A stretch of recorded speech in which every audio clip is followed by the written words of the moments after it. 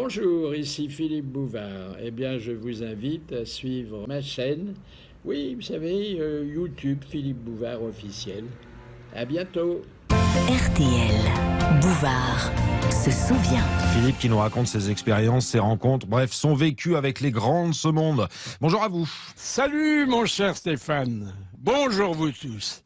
Eh bien aujourd'hui je vais évoquer Jacques Chirac, le président paradoxal. Eh oui, lieutenant-colonel de réserve, il supprima le service militaire.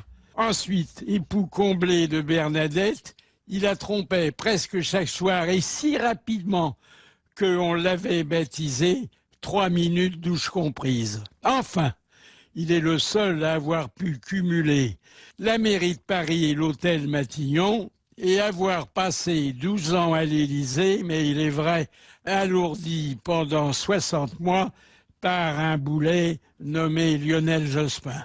Lorsque j'ai rencontré pour la première fois Nicolas Sarkozy, qui devait prendre son relais, il avait 27 ans.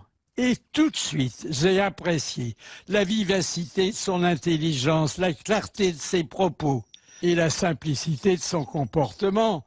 Ainsi, devant aller voir à Rome le pape Benoît XVI, ne s'est-il pas fait accompagner par des cardinaux vêtus de pourpre, mais seulement par le père Guy Gilbert, dont la soutane était constellée par les pins, cadeaux des loubards, dont il s'était auto-promu l'aumônier.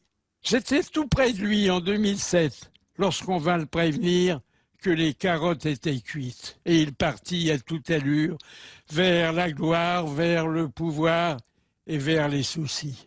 Le soir, il réunit quelques amis au Fouquet's, mais Cécilia ne le rejoignit qu'à la fin du repas et repartit définitivement au bras de Richard Attias, l'organisateur de sa campagne victorieuse.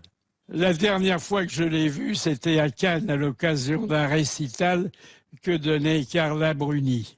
J'ai compati aux 10 ans de poursuites infligées par des magistrats qu'il avait eu l'imprudence naguère de comparer à des petits pois. Mais ça ne l'empêchera pas d'être le grand électeur du scrutin de 2027. Depuis, je n'ai plus aucun contact personnel avec l'Élysée. À faute peut-être de les avoir sollicités. À dimanche prochain.